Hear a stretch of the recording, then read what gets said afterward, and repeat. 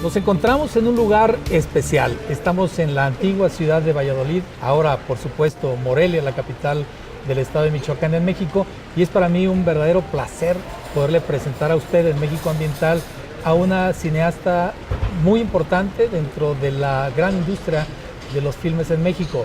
Me refiero a Ana Cruz. Gracias de verdad por esta posibilidad de conversar aquí en este sitio que es emblemático porque aquí estuvo el personaje principal de tu película. Ay, no, bueno, para mí es un honor. Muchísimas gracias, Rafael, que estés aquí. Y la verdad es que Morelia también es un lugar especial para Humboldt. El volcán Jorullo lo deja totalmente impactado y marcado dentro de sus investigaciones y para él fue un volcán emblemático, o sea, claro, se volvió un lugar emblemático de sus estudios a través de los cuales él logra probar una de sus teorías más importantes, que era la de que el continente americano no era un subcontinente que se había desprendido del continente europeo, sino que era simplemente un continente que había nacido al mismo tiempo.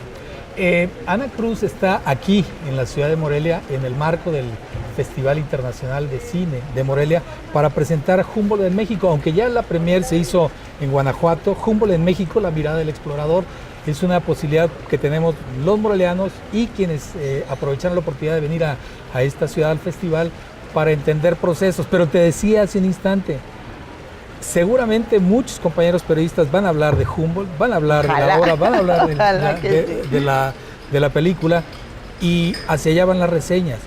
Yo quiero darle otra mirada, un poco jugando con la palabra o las palabras de tu obra cinematográfica. ¿Quién es Ana Cruz? Pues mira, yo creo que soy una cineasta, una periodista, una documentalista en busca de la historia de México. O sea, esa quizá es una de mis grandes pasiones y lo que me mueve a ir en búsqueda de personajes, de hombres y mujeres, de temas. El medio ambiente, yo creo que también es uno de los grandes temas que no solamente no hemos podido resolver en México, sino no hemos podido resolver en el planeta completo, ¿no? Hiciste un trabajo pionero en el tema del cambio climático en la Ciudad de México. Claro, y pues yo creo que te digo, esa es Ana Cruz un poco, esta mujer que va a la búsqueda, que nunca está tranquila ni satisfecha de lo que logra, que siempre quiere un reto mayor y que pues me da mucho gusto haber emprendido el reto de Humboldt. La verdad era un riesgo grande, ¿no? Buscar primero un personaje que, aunque es conocido, aunque a todos nos suene en el oído, nadie sabe qué hizo Humboldt en realidad, nadie ni sabe la dimensión. Porque del científico. En el fondo tú debiste haberlo revisado en el estudio preliminar.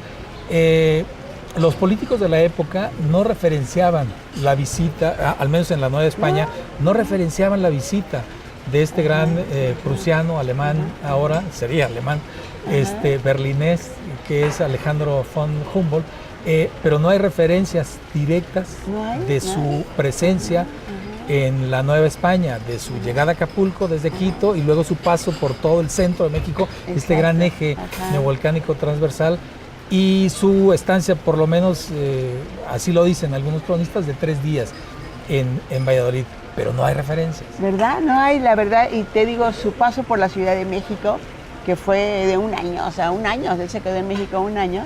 La verdad es que la historia, de alguna manera, yo siento que ha sido ingrata con él, porque es un hombre que aportó muchísimo a la ciencia, a la filosofía, a la ciencia, a la arqueología, en fin, ¿no? Y además que realmente le tuvo un amor a México profundo y que nunca lo veo plasmado en ninguna de las biografías, salvo en sus cartas personales, ¿no? Sí, de ahí es de donde yo deduzco de sus diarios de viaje y de sus cartas personales. Él tiene una correspondencia muy importante con su hermano Wilhelm, y es en donde él le cuenta de su amor por México y por estas tierras que lo tienen De hecho, fascinado. en algún momento de su vida en Francia, él dice que quiere regresar y que quiere regresar a la Nueva España a vivir. A un gran proyecto de ciencia, a desarrollar un gran proyecto de ciencia. Que ya no se le concedió ese sueño, pero fue realmente un anhelo con el que murió Humboldt a los 90 años, pensando en que le hubiera gustado regresar a América. Hay escritores como Jaime Labastida, un gran intelectual mexicano, pero también Enrique Krause.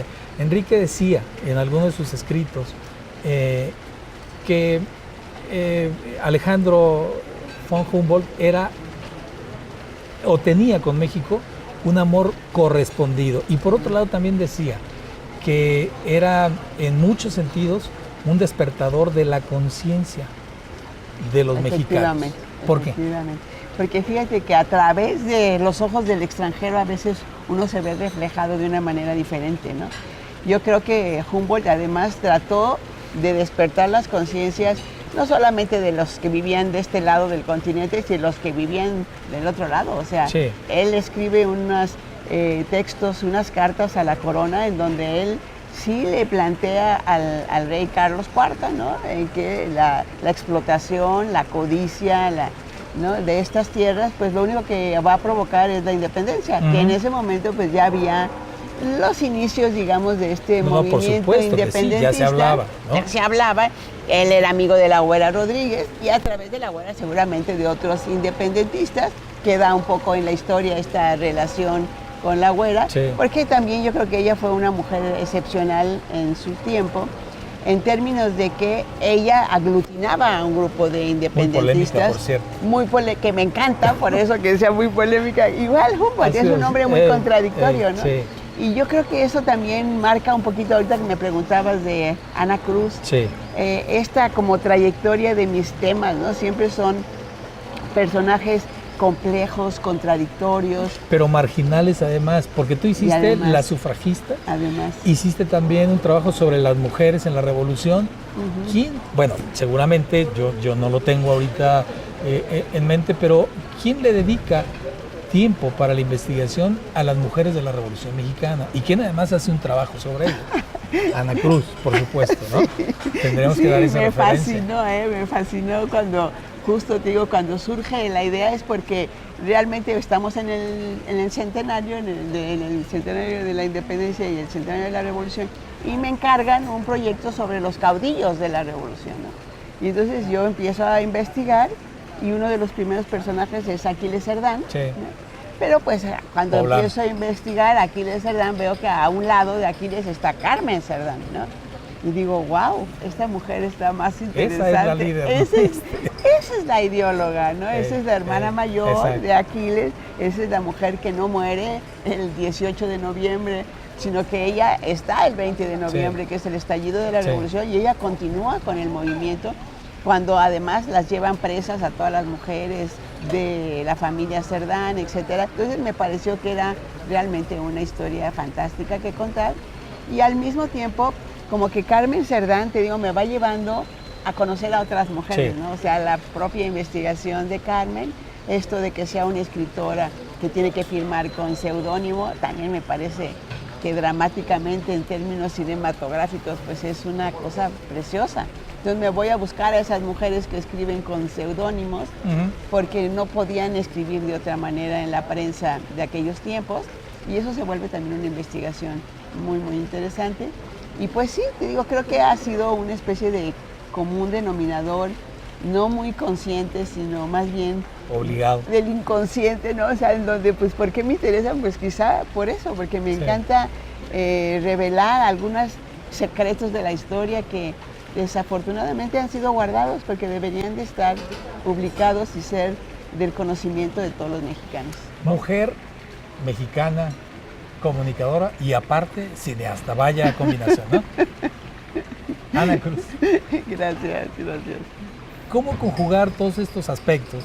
Porque tener una familia, por supuesto que en este México y en este momento no es fácil, y combinarla con actividades que demanda tu tiempo. Por ejemplo, tú tuviste que viajar a Francia, tuviste que estar en Alemania también para poder realizar esta película, Humboldt, la mirada del explorador, y también recorriste buena parte de México. Sí, también. ¿Y la familia qué?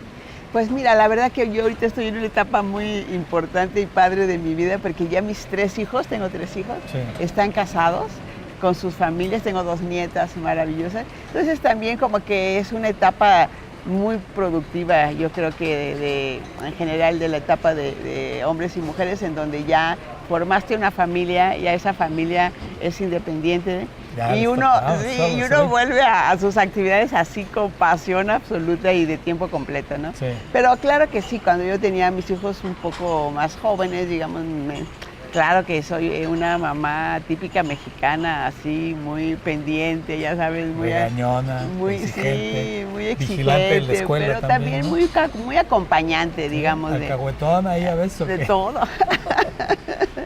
Y muy presente, digamos, Sí. ¿no? En la vida de los hijos. Creo Sí. que es algo quizá un poco cultural mexicano, Sí. pero a mí sí me gustó toda esa etapa de ser madre. Me encantó poderlos acompañar en su proceso de ser jóvenes, de ser estudiantes, de ser niños. Y ahora, pues, qué padre poderlos acompañar ya Claro. a ser independientes. Son unos 3 profesionistas exitosos e independientes. Entonces, pues, es una satisfacción enorme. Esto lo pregunto por lo siguiente, hacer una obra documental como esta, insisto, en este México, tampoco es fácil. Tuviste que qué hacer, difícil es. tuviste que recurrir a todo un arsenal para poder, de instrumentos y de técnicas, y quizá de cosas ahí medio importantes, para poder convencer a quienes estuvieron detrás para financiar esta obra. Sí, Es decir, efectivamente. tuviste que hacer una labor de gestión. Sí, yo creo que sí, es muy importante y la verdad es que, mira, no quisiera ni victimizarme, ni mucho No, menos, no, o sea, pero esa como es la realidad cineasta, del cine pero en la México. realidad del cine en México es que sí nos cuesta más trabajo a las mujeres cineastas levantar un proyecto, sobre todo un proyecto ambicioso, ¿no? Sí. O sea, y siendo documentalista siempre te dicen, bueno, es un documentalito, ¿no? O sea, que las mujeres hagan documentalitos, eso está muy bien. Pero la verdad es que este documental es un documental que resultó más ambicioso, Claro. inclusive de lo que yo Claro. me proponía en un principio, digamos, ¿no? Y algo que sí me gustó mucho y me dio una enorme satisfacción es que, o sea, presentar este proyecto al CONACYT, que CONACYT haya sido una institución sensible Sí. al proyecto. Que Fue la primera que Fue respondió. la primera que respondió, o sea, Pero hay fue el otras. primer acercamiento, pero claro, o sea, porque no nos El alcanzaba. gobierno de Guanajuato. El gobierno de intervino. Guanajuato, cuando vio las primeras imágenes que habíamos hecho, wow, se sumó al proyecto. Sí. Pero esto que te cuento así muy fácilmente, pues no, tú sabes lo que significa, ¿no? Sí. Te piden una serie de requisitos, con así te digo, dentro de que fue muy sensible, a la vez es una institución que como debe de ser, es muy celosa Exigente, de ¿no? cada quinto que tú gastas, lo compruebe, y a veces en producción es muy ¿Cuánto tiempo? difícil ¿Cuánto tiempo te comprobar todo eso, ¿no? ¿Cuánto tiempo? Desde que estabas preparando una Digamos serie de que, mira, documentos. desde que así salí de una reunión, estaba yo trabajando en el grupo de trabajo, digamos, Sí. del año dual México-Alemania. Sí, sí, O sea, desde que salí de esa junta y dije, yo lo quiero hacer, yo creo que sí pasaron 2 años y cachito, 2 años, meses. Documentando, investigando. O sea, que haciendo- empecé a meterme realmente en el personaje, a investigar, a ver qué se había hecho. No quería que me dijeran, ay, ¿Esto pero fue ya hay 2014, 3 películas. 2013? No, 2015. 2015. Y digamos que en finales del 2015 y empecé, o sea, CONACYT me da el apoyo a finales del 2015, empezamos a producir ya en el 2016. Sí. Todo el 2016 y estrenamos en el 17, o sea que no Muy hubo rápido. no hubo tregua. No, seguramente Fue muy que no. intenso, fue muy intenso. En el alguna trabajo. parte leí que se invirtieron un poco más de 5 millones de pesos. ¿Es así? Es así, correcto? es correcto, es ¿Sí? correcto. Sí, reunimos de los coproductores 5 millones de pesos y la verdad hubo mucho apoyo en términos, digamos, de especie, ¿no? O sea, el apoyo de la Embajada de Berlín, el apoyo de la Secretaría de Relaciones Exteriores, el propio apoyo de la Secretaría de Cultura. O sea, todos esos apoyos en especie también son valiosísimos, bueno, ¿no? convertidos Digo, en dinero. convertidos suma, en, ¿no? sí, suma. Entonces, te digo, sí, es un proyecto de alrededor de un presupuesto así, de un poquito más de 5 millones de pesos. La obra, Humboldt, en México, Mirada del Explorador, es de poco más de 80 minutos. Sin embargo, tienes material como para hacer varios capítulos de un trabajo seriado para televisión. Sería fantástico. Bueno, lo que pasa es que ahí también entramos en una situación compleja. O sea, hay mucho material en términos de información, en términos de contenidos. Pero también visual. Pero ¿no? visualmente, o sea, las recreaciones, o sea, te juro que usamos hasta el último cuadro de Humboldt. El Jorullo, por ejemplo, se recrea, ¿no? Está hecho con las ilustraciones, con los dibujos de Humboldt, ¿no? Pero, por ejemplo, todas las tomas, o sea, Veracruz, Guanajuato, Acapulco, toda esa, usamos todo el material, o sea, porque queríamos como que sacarle el mayor provecho posible. Todo lo de la biblioteca, prácticamente usamos todo lo de la biblioteca, ¿no? Que es pues como una premisa documental muy bonita, que él cuente su historia a partir de su biblioteca de Berlín. Sí, pero no nos has dicho, porque por cierto se recrea también en México, ¿no? Esa biblioteca de Berlín la recrean en México. Está recreada el set, lo recreamos en una biblioteca privada que nos prestaron y está todo recreado. Lo que no nos has dicho es si tu próximo proyecto es darle forma a esta serie de tele sobre Humboldt. Porque mira, yo estaría encantada y hay gente que ya un poco me lo ha sugerido, recomendado. La verdad es que si hay financiamiento para una serie así, lo haría yo feliz y encantada. Lo que es exhaustivo para un cineasta es ser su propio gestor de los recursos, ¿me entiendes? Pero es que porque así es México. Agotador, eso es lo que es agotador, ¿no? Sí. Pero si, por ejemplo, tuviéramos una oferta de alguna plataforma, de algún canal, sería fantástico. Yo lo haría enamorada del personaje. Sí, hace un instante cuando estábamos en la parte de organizar dónde nos sentábamos, platicábamos que las nuevas tecnologías de la información y la comunicación, pero sobre todo algunas nuevas plataformas para realizaciones de cine, están marcando una diferencia. Netflix, por ejemplo, y empresas similares que pueden ser cofinancieras de un proyecto. Ojalá yo me sentiría súper halagada y con un reto enfrente enorme. Mira, yo creo que la verdad que el modo de ver televisión, el modo de, como dicen los mercadólogos, de consumir la televisión, los medios audiovisuales, el lenguaje audiovisual ha cambiado muchísimo. Sí. Y entonces para mí sería fantástico en una plataforma, ¿no? Poder dirigirme a todos los jóvenes, a todos los chavos, a todos los que a veces ya los jóvenes no ven la televisión, o sea, no la televisión tradicional, ¿no? Que vimos tú y yo, que trabajamos tú y yo tantos años. Y que vemos todavía. Y que vemos yo también. A mí cuando me dicen, no, es que ya no vemos tele, ¿cómo? Sí, yo sí la veo. Sí, claro que sí. Pero efectivamente los hábitos han cambiado, ¿no? Así entonces me encantaría, tener una posibilidad de transmitir tanto mi documental como un proyecto seriado de Humboldt, que por supuesto que lo da, o sea, el contenido del personaje lo da, lo fantástico, lo entrañable del personaje te da para desarrollar la serie. Para mí sería el reto mayor y más grato que pudiera ser en este momento. Para todos, también para quienes pudiéramos en algún momento estar sentados en casa para verlo. Sí, me dice Ana Cruz que en efecto vamos como en un periplo, en un viaje, saltando de Ana a Humboldt, saltando de Valladolid a la Ciudad de México, pero eso es fantástico porque en realidad nos permite visualizar de una manera integral las dos vertientes, ¿no? Esa historia investigada, escrita y luego realizada en un filme, pero también esta otra que sí da para tema. Trabajar el tema de las peripecias que tiene que hacer una cineasta para poder financiar sus proyectos, ¿no? La verdad que sí da, y además es algo que es, digamos, un poco la premisa del documental y de Humboldt, es que la vida es un viaje, ¿no? O sea, y que uno debe lanzarse a la vida como si fueras un explorador, ¿no? Sin duda. Y con mirada fresca, o sea, eso es lo que trata de decir la mirada del explorador, es una mirada que no debes de ir con prejuicios, uno nunca debe de ir diciendo, ay no, ya sé que en Morelia me va a ir a todo dar, porque uno nunca sabe, ¿no? Claro. Entonces, ir con esta expectativa de siempre descubrir algo nuevo. Y en ese sentido, en el descubrimiento de lo novedoso, sí quisiera aterrizar un poco en la figura de Humboldt. Es un hombre muy sabio para la época y para esta época y para todas las épocas. Es geógrafo, botánico, sabe de zoología, particularmente le gustan las aves, establece las bases de lo que es la oceanografía y de la oceanología en lo que es ahora. En aquel momento hacía medidas. La geografía. Sí, también, y es un geógrafo consumado.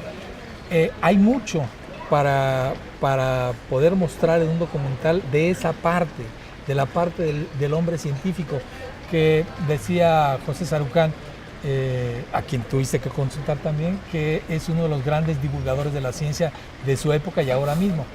Pero más allá de eso, hay que recuperar la imagen de Humboldt político, de Humboldt empresario, del Humboldt, yo no quisiera decir que espía, porque tú misma ya en alguna entrevista has dicho que es un despropósito, pero pensando en este México que se aproximaba a un movimiento de independencia de España muy significativo, un país vasto en recursos naturales, sobre todo metalúrgicos, con una minería pujante, vigorosa, 3 siglos permitió sostener la colonia, que era la Nueva España. ¿Por qué no pensar utilizar estos viajes para poder apropiarse de conocimientos, nuevos conocimientos, y poder pensar en cómo llegar a México? Empresarios ingleses, alemanes. No, digo, por supuesto que sucedió. O sea, que los libros de Humboldt que provocaron, la verdad, invasión de empresarios, investigadores, científicos, y pues siempre llegan, tú sabes, en todas las sociedades y en todas las épocas, o sea, gente que busca el bien y gente que busca otras intenciones, sí, ¿no? Con otros intereses. Aquí habría que descartar que tuviera él esa Mira, yo creo que intención. Ahí Humboldt, a pesar de todo su conocimiento y de todo, yo creo que dentro de todo era un hombre ingenuo en términos de que dicen, oye, pero es que le dio a Jefferson y es que Jefferson, que no sé. Seguramente que sí, pero él lo hizo, estoy convencida, de que él lo hizo con este afán de dar a conocer el conocimiento, de compartir el conocimiento. Sí, hablando de Jefferson, no se conocía en aquel entonces las fronteras de Exacto. Ahora te digo que si Jefferson planeó él y después sus sucesores la invasión mexicana, digo, por supuesto que sí, o sea, usaron sus mapas y usaron todos esos estudios y esos conocimientos para planear una bárbara invasión. Eso es verdad, pero que sea responsabilidad de Humboldt cómo se utilizaron sus conocimientos después, yo realmente creo que al contrario, no hay intención, ¿no? Al contrario, hay que agradecerle a alguien como Humboldt que comparta su conocimiento, ¿no? Que no regresó a la corona y dijo, los vamos a guardar en la caja fuerte, y que nadie se entere de lo que estamos haciendo y que nadie se entere de la riqueza que tiene América, ¿no? Claro. Humboldt también tenía una visión muy crítica de su contexto social. De hecho, habla de las grandes inequidades, quizás no usó ese término, pero sí hablaba de las desigualdades tremendas en la Nueva España, y por supuesto que en Venezuela, en Colombia, en todos lados, en toda la América Latina. Donde estuvo, donde fueron sus primeros años de viaje. En este contexto también hay que referir que Humboldt tuvo interacción con la clase privilegiada, los ricos de aquel entonces. Sí, pertenecía a esa élite. Pertenecía a esa élite, claro. Y se movía. Mira, Humboldt también es algo que a mí me parece extraordinario, ¿no? O sea, teniendo acceso a esos reyes, a esos virreyes, o sea, él es muy crítico, él nunca pierde este sentido crítico de que su viaje tiene que recopilar primero el conocimiento que le piden, que científico, es el estudio de las minas, ¿no? O sea, porque era lo único que les interesaba a los de la corona. Pero además Humboldt les dice, oigan, señores, aguas, o sea, la explotación de las colonias, ustedes no están percibiendo que hay un movimiento, gestándose un movimiento, o sea, quizá no es tan claro, porque de alguna manera él era un liberal, él se sentía identificado con las ideas liberales, ¿me entiendes? Con las ideas independentistas. Entonces, él pues se solidariza con esta independencia de México y no va a ir a denunciar. Él vio a los indígenas en las minas de Guanajuato. Exacto, pero él dice, esto ya no, ahora sí que esto ya no da para más, señores, aguas, ¿no? Y por otro lado, él es un hombre que, bueno, como viene de una familia aristócrata y demás, también tiene una perspectiva de lo que es la situación económica diferente, ¿no? O sea, nunca tuvo un problema económico, nunca tuvo que preocuparse por ello, ¿no? En realidad no. Y sin embargo, también es un hombre pues muy generoso en el término de que dijo, no me dé nada, o sea, yo me voy a financiar mi viaje porque yo voy a ser dueño de ese conocimiento. O sea, le voy a compartir a la corona lo que estoy investigando pero yo soy el dueño de mis conocimientos y yo tengo el derecho de autor de publicarlos. Sí. Y eso fue algo fantástico. Sin duda. Ahorita dijiste generoso. Bueno, para poder entrevistarte, Ana, hay que estudiar un poco, ¿no? Entonces, en alguna parte hay un episodio, sobre todo en Quito, en donde se le acusa a él, hombre de su tiempo, ser humano, las virtudes y los defectos están ahorita y están antes en los seres humanos, y se le vinculaba en una relación sentimental con uno de sus acompañantes a México, con Montufa. Con Carlos de Montufa, sí. ¿Qué pasó allí? Pues mira, desde luego que debe de haber habido ahí una relación muy íntima. En sus cartas Humboldt le escribe a su hermano, con él, ¿no? Que también tiene otros amigos íntimos, no sabemos qué tan íntimos, pero sí ahí se habla obviamente de una afinidad hacia los hombres, ¿no? Y por eso también es muy improbable que haya habido un romance con la Güera Rodríguez, claro, ¿no? O sea, claro. lo que debe de haber habido era una afinidad de ideas, o sea, ellos compartían una ideología, ella era una mujer culta, a él le parecía admirable, ¿no?, que fuera tan culta y que tuviera toda esta información, ¿no?, del submundo de la política que a Humboldt le fascinaba, ¿no? Hay un momento en donde uno de sus biógrafos dice que él era una gente que le encantaba también el chisme, ¿no? O sea, el chisme, la información, el rumor, todo esto claro que le gustaba. Y era un tipo además extraordinariamente bueno, conversador, un gran simpático de las reuniones. Y entonces, pues todo esto hace de Humboldt también, él una fuente de información, pero una fuente de contactos, ¿no? De muy diversas fuentes, digamos que, claro que la élite le tenía respetillo, porque lo que decía Humboldt, pues todos lo oían en los salones de Berlín, en los salones de París, entonces le tenían cierto respeto. Y Humboldt también era un tipo que sabía de las diplomacias, tampoco se metía o sea, no era un activista político, por decirte algo, ¿me entiendes? Era un hombre de la diplomacia, y cuando él tiene que regresar a Berlín, él sabe muy bien que regresar a Berlín significa sumarse a la causa de Guillermo, su hermano, y Guillermo, su hermano, tiene una posición política muy diferente a la que tiene Humboldt. De gran reconocimiento allá, en Rusia. En Alemania. Berlín. Digo, de hecho, él hace la unificación de la lengua alemana y funda la Universidad Humboldt en Berlín. Claro, en pocas palabras, el comportamiento como ser humano de Humboldt en nada opaca la brillantez y la generación de nuevos conocimientos a su paso por esta América. Claro. Al contrario, para mi gusto lo hace un personaje todavía más atractivo. Ese es tema también, el ser humano, ¿no? No el explorador, sino el ser humano. Antes de concluir, Ana, a mí me gustaría que nos pudieras sintetizar, concluir esta charla, como quieras. Pues mira, decirle eso a la gente, que a mí lo que me ha dejado Humboldt y mis sufragistas, Efrosina Cruz, todos estos personajes siempre creo que tienen un común denominador. Y el común denominador es arriesgarle a la vida. O sea, hay que ir a la vida arriesgándonos, ¿no? Buscando que realmente podamos hacer cosas que trasciendan. Y eso es algo que a mí me encanta de todos esos personajes. Ojalá que a través de mi obra logre poner un granito de arena en el conocimiento de los grandes y de los chicos y de los públicos más amplios.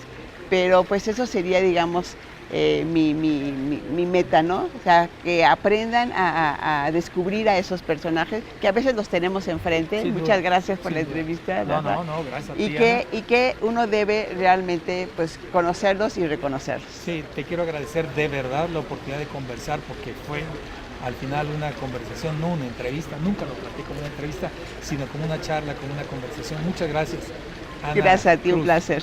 Hay Ana Cruz para rato. Hay que estar al pendiente. Gracias. Gracias a ustedes. Soy Rafael Malpica. Es cuanto.